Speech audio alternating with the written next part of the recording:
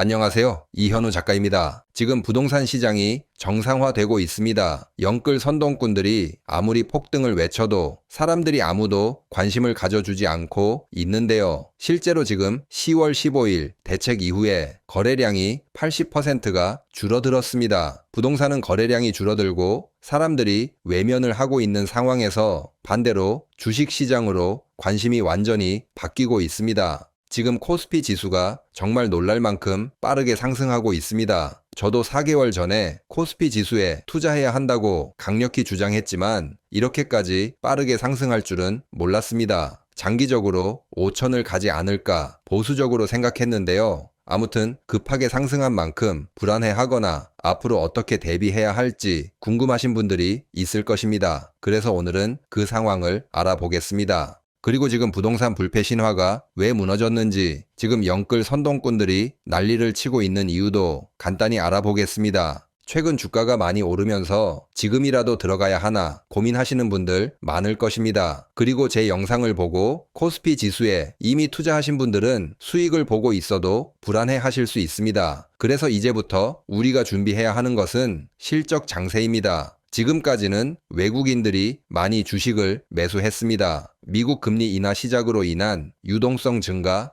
AI 투자에 대한 기대감 등 약간 실제로는 보이지 않는 심리적인 부분이 주가를 많이 끌어올렸습니다. 지금까지는 유동성이 시장을 끌어올렸다면은 내년 하반기부터는 본격적인 실적 장세로 바뀌게 될 것입니다. 실적이 좋은 주식이 상승하는 모습을 보게 될 것입니다. 지금 보고 계신 그래프는 2003년 이후 코스피 지수입니다. 지금의 상황이 2003년도 이후와 매우 비슷한 상황입니다. 당시에도 초반은 유동성으로 올랐지만 진짜 수익이 나기 시작한 것은 실적 장세였습니다. 그래서 지금부터는 실적이 튼튼한 기업을 눈에 불을 켜고 찾아야 합니다. 그리고 실적 장세가 본격화되면은 가장 중요한 덕목은 인내와 기다림입니다. 지금 화면의 그래프는 경기 사이클 흐름의 예시입니다. 당시 경제 상황과 산업의 발달 정도에 따라 상승하는 순서가 달라질 수 있습니다. 하지만 분명한 것은 먼저 좋아지는 산업과 기업이 있고 나중에 좋아지는 산업과 기업이 있습니다. 그렇기 때문에 주식이 상승할 때까지 무조건 기다려야 합니다. 내가 매수한 주식이 안 오르고 다른 주식이 먼저 오른다고 참지 못하고 주식을 샀다가 팔았다 하기 시작하면은 결국에는 내가 사면 떨어지고 내가 팔면 올라가는 신기한 경험을 하시게 될 것입니다. 그렇기 때문에 지금부터는 실적이 좋은 기업을 찾아서 투자하고 오를 때까지 인내하고 멘탈 관리를 하는 것이 수익률을 결정하게 될 것입니다. 만약 이런 방식이 너무 어렵다 그러면은 그냥 코스피 지수를 계속 분할 매수하면 됩니다. 코스피 지수는 모든 산업을 반영하기 때문에 상승 순서에 상관없이 모든 수익을 일정하게 가져갈 수 있기 때문입니다.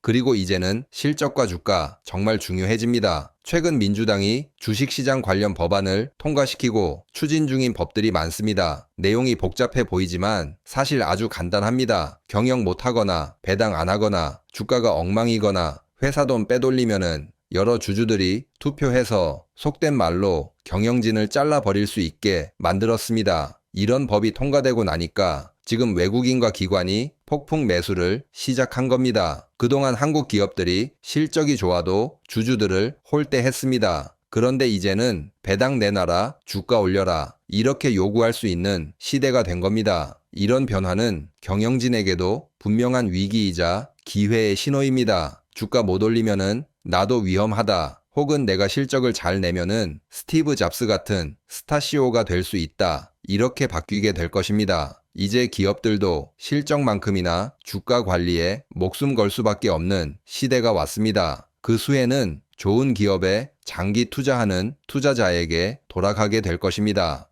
그리고 전체적인 경제 상황도 같이 살펴볼 필요가 있습니다. 앞서 말했듯이 지금까지는 유동성 장세, 그러니까 돈을 풀어서 만든 상승장이었다면은 이제부터는 진짜로 경제가 좋아져야 주가가 뒷받침되기 때문입니다. 만약 돈만 풀리고 실제로 기업들의 실적이나 GDP 같은 지표들이 따라오지 않는다면은 이번 상승은 일시적인 거품일 수밖에 없고 결국 폭락으로 이어질 수 있기 때문입니다. 지금 그래프를 보시면은 GDP 성장률이 점점 반등하고 있는 흐름이 보입니다. 2024년은 마이너스 성장을 했다면은 2025년 2분기는 0.7%, 3분기는 1.2% 성장하면서 이제 본격적인 경제 회복 국면에 진입하고 있는 것으로 보입니다. 물론 지금 이런 상황에서도 경제 회복이 안 느껴지고 구조조정과 불황의 그늘이 드리워지는 산업이 분명히 있습니다. 이 부분은 여기서 이야기하지 않고 산업을 분석하면서 나중에 별도로 이야기하겠습니다.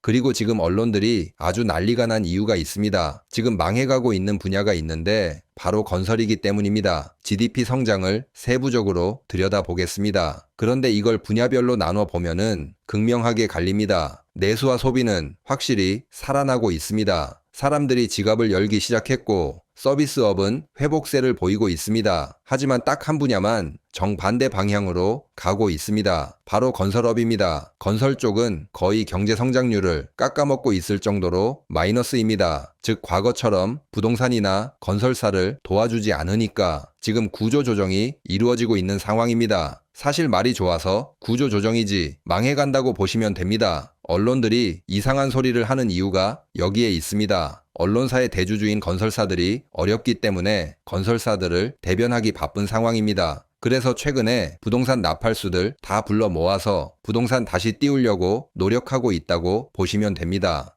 하지만 요즘은 사람들이 부동산에 관심이 거의 없는 듯 합니다. 부동산 거래량이 그 증거입니다. 거래가 없다는 것은 그냥 관심이 없다고 보시면 됩니다. 정말 관심이 있었다면은 2020년 때처럼 규제해도 거래량이 폭발했을 것인데 지금은 확실히 줄어들고 있기 때문입니다. 그리고 코스피가 연이어 상승하고 있는 만큼 지금 사람들이 코스피에 관심을 가지기 시작했습니다. 특히 지금 반도체가 주가 상승을 이끌고 있는데 앞으로도 이 흐름은 무너지지 않고 이어질 듯합니다. 지금 보시는 그래프의 왼쪽 그래프는 반도체 재고와 재고율을 나타낸 그래프입니다. 지금 AI 혁명으로 재고가 급격하게 감소하고 있는 모습이 보입니다. 반도체 재고율은 역대 최저치를 기록하고 있습니다. 하지만 생산량은 2026년 2분기부터 서서히 풀릴 듯 합니다. 오른쪽 그래프는 반도체 생산 능력 그래프인데 2026년 2분기부터 상승세가 나타나기 때문입니다.